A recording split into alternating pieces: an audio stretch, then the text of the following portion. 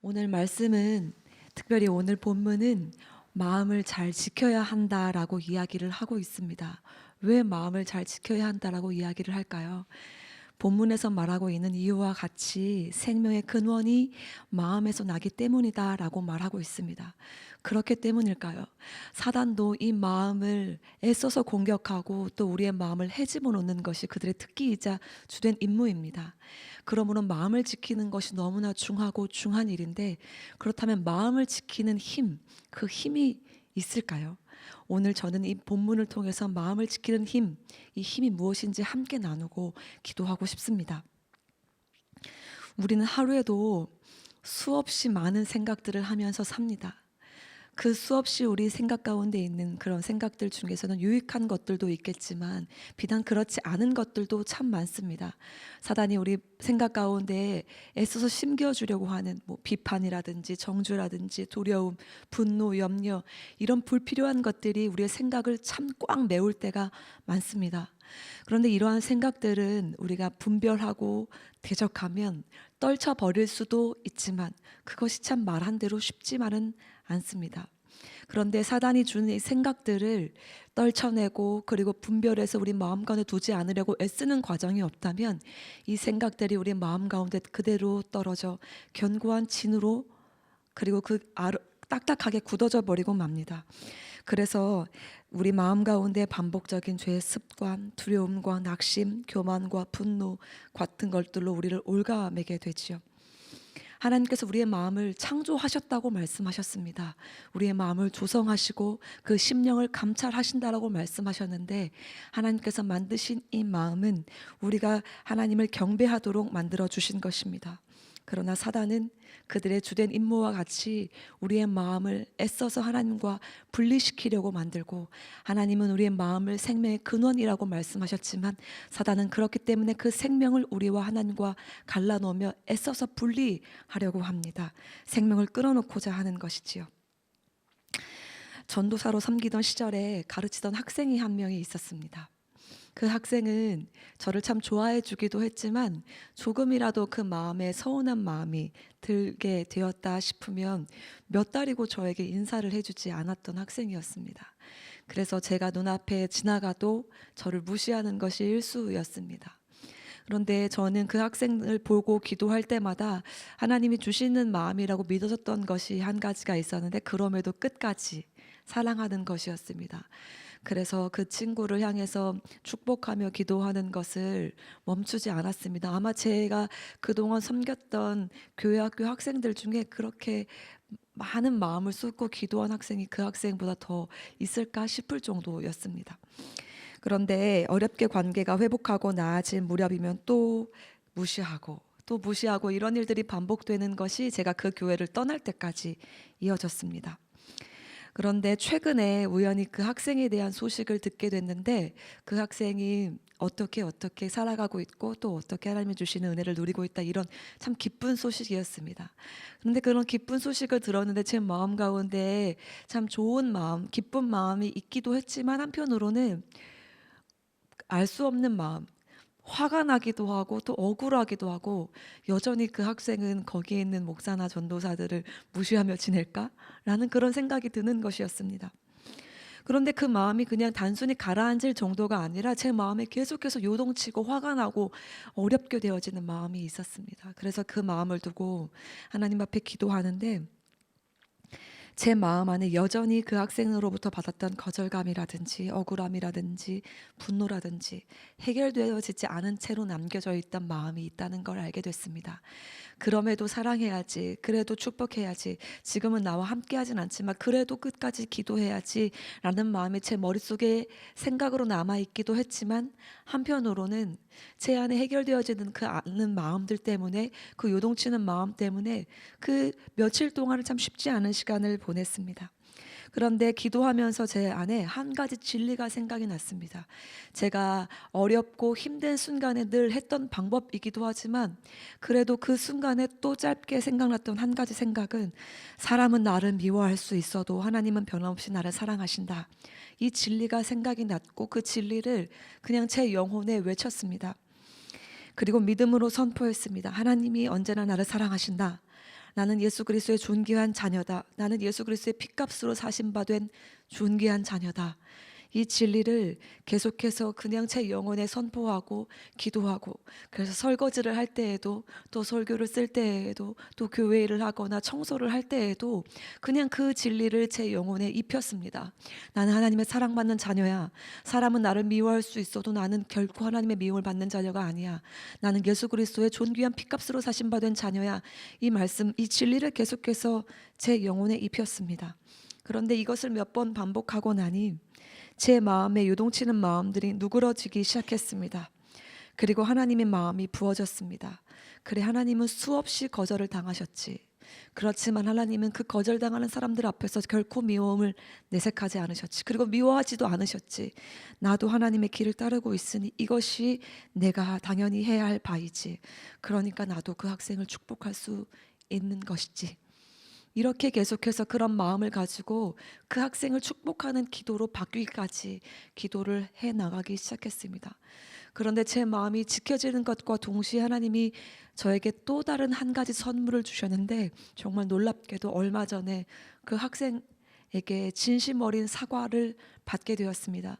사실은 제가 전도사님이었던 그 당시 전도사님을 참 좋아했는데, 정말 전도사님을 참 존경했는데, 그 마음은 저는 갖고 있었지만 그 마음만큼 전도사님에게 받지 못할 때가 있을 때에는 너무 서운했다고, 그런데 그게 지금 와서 생각해보니 너무나 죄송한 일이라고, 그렇게 저한테 진심으로 깊이 사과하는 그런 메시지를, 또 그런 전화를 주었습니다.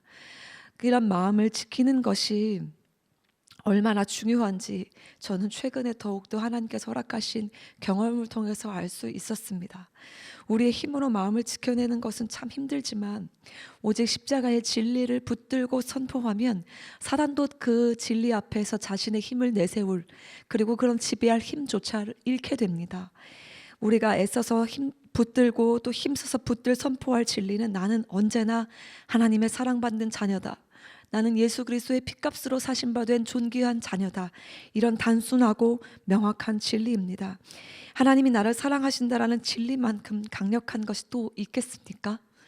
하나님께서 말씀하시는 이 진리를 우리 영혼 가운데 입히고 선포하면 하나님께서 허락하시는 이 진리 때문에 우리 마음 가운데 놓여져 있는 그 생각, 그리고 사단이 견고하게 진치고, 그리고 우리 마음 가운데 딱딱하게 굳게 한 그 모든 것들이 파여질 줄 믿습니다.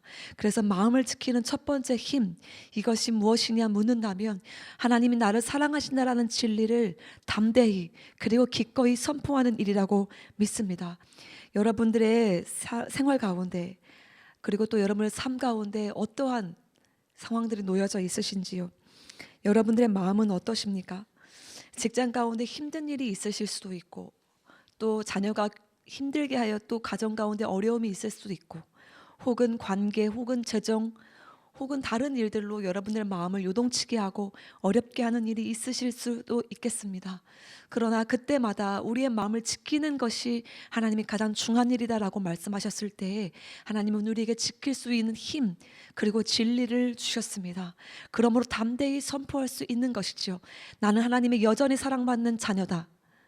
내가 관계 가운데 무너져 있을 때에도, 그래서 거절감이 충만한 것 같아도 나는 사람에게 미움을 받을 수 있어도 하나님은 여전히 나를 사랑하신다 라는 진리가 적용될 수 있고, 그리고 내가 건강으로 인하여 내 몸이 쇠하신 것 같고 내 영혼도 시든 것 같은 그 순간에도 나는 여전히 하나님의 사랑받는 자녀다. 그러므로 내 몸은 쇠할 수 있어도 내 영혼은 강건할 수 있다라고 고백할 수 있는 것이지요. 저는 이 진리가 여러분들의 영혼에 입혀지고 선포될 때 반드시 하나님께서 우리 심령 가운데에 단단하게 굳어진 그 견고한 진을 파고도 남을 만한 능력을 주실 것이라고 믿습니다. 이 능력이 여러분들의 생활 가운데, 삶 가운데, 영혼 가운데 그대로 누려지는 은혜가 되기를 소망합니다. 두 번째, 하나님께서 우리에게 마음을 지키는 힘이라고 주신 것을 함께 나누고 싶습니다. 우리의 마음이 늘 평안하면 더할 나위 없이 좋겠죠. 그리고 우리가 매일마다 행복을 누린다면 정말 더할 나위 없이 좋겠지만은, 우리가 인생을 살아가면서 늘 마음이 평안하고 또 행복하다라는 것을 누리기는 참 쉽지 않은 것 같습니다. 모든 것이 마음먹기에 달렸다라는 말도 있지만 그 말이 하나님이 주시는 마음을 계속해서 유지하도록 돕는 그런 도구가 되는 것 같지는 않습니다. 그리고 그렇게 유지하는 것이 힘든 일처럼 여겨질 때도 있습니다. 그러나 하나님께서는 우리의 마음이 요동치고 하나님이 허락하시는 그 마음을 취하기 어려울 때 하나님이 너희에게 주는 마음을 지키는 힘이다라고 주신 무기가 한 가지 있다면 그것은 바로 하나님의 말씀입니다.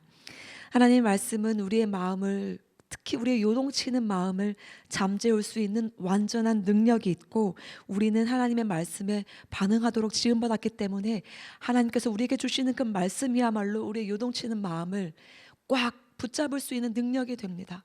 왜냐하면 앞서 말한 것처럼 우리의 마음은 하나님 말씀 앞에 반응할 수 있도록 지어진 바 되었기 때문입니다. 일전에 유치부 어린이들을 섬길 때가 있었습니다. 지금도 동일하게 섬기지만 그때는 6세 또 7세 어린이들을 섬길 때였습니다. 여름 성경 학교 때 철로역정이라는 프로그램으로 아이들과 함께 은혜를 나누는 시간을 갖게 되었습니다. 그런데 그 활동을 할 때 아이들에게 천국 열쇠를 하나씩 나누어 주고 여러 코스를 돌 때마다 너희들 유혹하는 것이 있어도 너희 목에 걸어주는 이 열쇠만큼은 절대 빼앗기면 안 돼 라고 이야기해주고 그것이 꼭 지켜야 할 규칙이었습니다. 그래서 약 100여 명에 되는 아이들이 천국 열쇠를 목에 걸고 약 8코스가 되는 그 철로 역정의 코스를 돌았습니다. 그런데 제가 유난히 기억에 남았던 한 어린이를 소개하려고 합니다. 6세 되었던 여자아이였는데 그 여자아이가 목에 천국 열쇠를 꼭 걸고 여러 코스를 돌았습니다. 그래서 아주 지옥이라고 하는 이름하는 그런 코스를 돌 때에도 그런 아주 뜨겁고 힘든 그런 지옥 코스를 돌고 나서 음료수를 시원하게 내밀면서 천국 열쇠랑 맞바꿀 수 있다고 유혹했을 때에도 그 아이는 그 열쇠를 꼭 쥐면서 다음 코스를 진행했던 아이였습니다. 그런데 결국 마지막 코스에 당도했을 때 좁은 길과 넓은 길을 선택하는 그 코스에 도착했을 때 그 아이 목에는 반짝이는 천국 열쇠가 걸려 있었습니다. 그리고 그 아이뿐만 아니라 그 코스에 도착한 아이들에게 긴 칼, 위험하지 않고 그리고 푹신푹신한 소재의 칼에 에베소서 6장 17절 말씀, 성령의 검 곧 하나님의 말씀을 가지라라는 그런 스티커가 붙어있는 그 말씀을 한 가지씩 나누어 주고, 혹시라도 너희를 유혹하는 것이 있다면, 너희를 두렵게 하는 것이 있다면 이 말씀의 칼을 들면 돼, 이 말씀의 칼로 이길 수 있어 라고 이야기를 해 주었습니다. 그 아이는 천국 열쇠를 목에 걸고 또 그 칼을 손에 쥐고 그 좁은 길을 선택해서 당당하게 그 길을 걸어가고 있는데, 그 구석에 숨어 있던 사단 복장을 한 선생님이 갑자기 나와서 그 아이의 천국 열쇠를 빼앗으려고 했었습니다. 그런데 그 아이가 그 사단 복장을 한 그 사람이 선생님이라고는 꿈에도 생각하지 못했기 때문에 너무 놀라서 뒷걸음을 치면서 두 눈을 질끈 감고 너무 무섭다고 소리를 지르는데, 갑자기 그 아이가 손에 칼이 쥐어져 있다는 것을 기억했는지 그 솜방망이와 같은 그 칼을 두 눈은 질끈 감고 그 칼은 냅다 휘두르면서 선생님을 내리치기 시작하는 것이었습니다. 그래서 그 선생님이 그 고통은 느껴지지는 않지만 그 아이는 계속해서 그 칼을 내리칠 때 그 칼만 내리치고 그 사단을 무찌르려고 하는 것이 아니고 그 아이의 입술에서 계속 선포되어지는 말씀이 있었습니다. 두 눈은 질끈 감았지만 그 손에 칼을 들면서 계속 내리치며 하나님, 성령의 검 곧 하나님의 말씀을 가지라, 성령의 검 곧 하나님의 말씀을 가지라, 이 말씀을 계속해서 외치는 것이었습니다. 그것을 숨어서 지켜본 저와 모든 교사들이 감동했었습니다. 그런데 그 선생님이 정말 오랜 시간 그 아이에게 맞고 나서 절뚝거리는 신용을 하면서 내가 졌다 하면서 그것을 물리칠 때 그 아이가 얼마나 두려움에서 벗어난 환희의 표정을 지으면서 그 천국 열쇠를 꼭 쥐고 끝까지 그 좁은 길을 걸어갔는지 저는 아직도 기억이 납니다.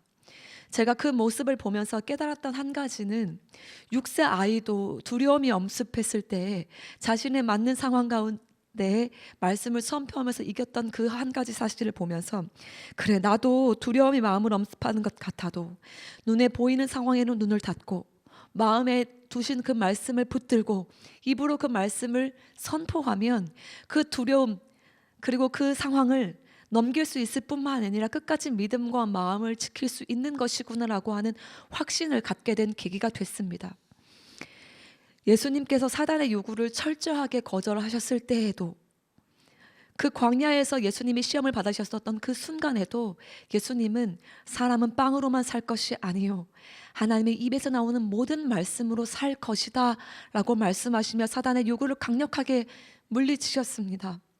말씀은 우리의 마음과 영혼을 지켜낼 뿐만이 아니라 강건케 할 수 있는 양식이라고 한다면 우리는 이 양식을 당연히 먹고 마시고 또 씹고 우리의 영혼 가운데 소화될 수 있도록 해야 되는 것이 당연한 것이 아니겠습니까? 만약에 이 말씀을 우리의 영혼으로 삼는다면 저는 오늘 여러분들에게 또 제 영혼에게 이렇게 하자고 선포하고 싶습니다. 여러분, 말씀을 마시고 또 씹고 삼키십시오. 그 말씀이 무엇인가? 마신다라고 하는 것은 성경을 다독하는 것입니다. 말씀을 많이 읽는 것이 꼭 중요합니까? 라고 이야기하는 분들도 있겠습니다마는, 말씀을 많이 읽는 것이 우리의 자랑이 되지 않고 우리의 의가 되지 않고 말씀을 많이 읽는 것을 우리의 무기로 삼는다면 하나님의 말씀을 우리에게 능력으로 주셨기 때문에 우리의 힘이 될 수 있습니다. 그러므로 말씀을 많이 마십시오. 그것이 바로 많이 읽는 것입니다. 두 번째, 그렇다면 말씀을 씹으십시오 라고 말씀드리고 싶습니다. 이 씹는 것은 무엇인가? 암송입니다. 우리 교회 학교 아이들도 한 달에 한 번씩 말씀 암송을 합니다. 적어도 2세, 3세 아이들부터 13세까지 되는 그 교회 학교 아이들이 매달 하나의 말씀을 가지고 암송을 합니다. 그리고 예수동행 일기로 같이 초등부 아이들은 나누면서 매일 한 장의 말씀을 읽고 묵상을 합니다. 교회 학교 아이들도 이와 같이 말씀에 중요한 것을 전하고 그 아이들을 지킬 수 있도록 돕는다면 우리 장년들도 당연히 해야 되는 일이 아니겠습니까? 이 말씀을 암송하는 것 너무나 중요한 것이지요. 저도 목회자가 되는 과정에 시험을 받는 그 첫 번째 시험을 치를 때에 말씀 암송을 하는 약 100여 개가 넘는 구절을 암송하는 것을 시험으로 보게 됩니다. 그때 말씀을 암송하는 것이 시험 때문에 한 것도 있겠지만은 저는 어릴 때부터 그 부모님으로부터 배웠던 것이 말씀을 암송하는 일이었습니다. 그래서 웬만하면 내가 마음에 두고 싶다라고 하는 그 말씀을 적고 붙여둡니다.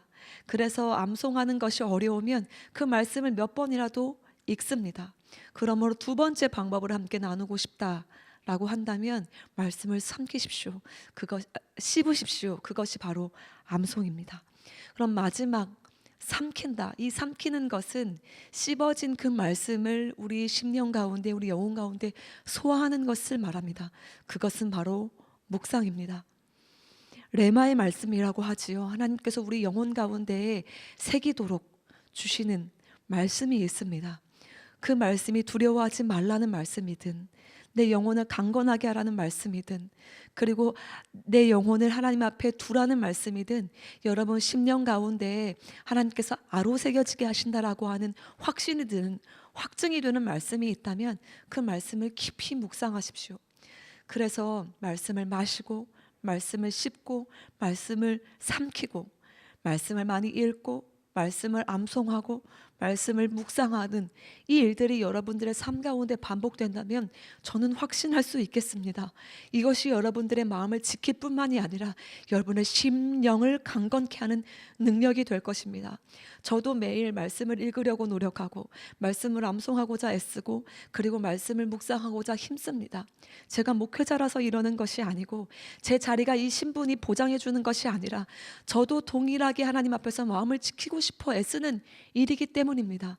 이 일이 여러분들 심령 가운데 능력이 된다면 왜 애써서 이 일들을 부인하고 애써서 이 일들을 늦추겠습니까? 우리 오늘부터 이 새해에는 하나님의 말씀을 우리 심령 가운데 두고 말씀을 마시고 씹고 삼키는 일이 우리 심령 가운데 능력이 될 수 있도록 더욱더 애쓰기를 소망합니다. 그러므로 지금부터 우리가 말씀을 들어 하나님 말씀 앞에 서서 내 마음을 지키고자 애쓸 때에 아버지께서 주시는 능력과 힘이 분명히 있을 것이라고 저는 믿습니다. 하나님이 사랑하시는 여러분, 우리는 여전히 마음과 믿음이 흔들릴 만한 상황들 앞에 놓여 있고 사단은 우리의 마음을 삼키려고 애를 쓰지만 이런 생각조차 하지 마십시오. 나는 여전히 힘이 부족해. 나는 사단의 힘을 당해낼 재간이 없는 것 같아. 아닙니다. 오늘 말씀을 우리에게 주신 이유는 너희들의 마음을 지킬 수 있는 힘이 두 가지가 있다. 하나님이 너를 사랑하신다. 나를 사랑하신다는 그 진리를 붙들고 선포해라. 그리고 끝까지 이 말씀을 붙들고 너희 앞에 주어진 그 상황을 돌파하라고 말씀하시는 것입니다. 그러므로 사방에서 우겨싸움을 당하는 것 같아도, 우리의 심령이 유동치는 것 같아도 이렇게 담대히 선포합시다. 사단아 들어라. 그리고 내 영혼아 들어라. 하나님은 나를 여전히 사랑하신다. 그리고 예수 그리스도의 피값으로 사신받은 존귀한 자녀가 나다. 그러므로 담대하십시오. 그리고 내 마음이 유동칠 때에 아버지께서 주신 그 말씀을 들고 서서 내 마음 가운데 내 영혼 가운데 능히 선포되어질 수 있는 그 말씀을 붙드십시오. 저는 이것이 우리의 마음을 지키고 우리의 영혼을 살릴 수 있는 힘이라고 믿습니다. 그러므로 이 시간 우리가 하나님 앞에 말씀 앞에 서서 담대히 몇 가지 함께 기도하고 싶습니다.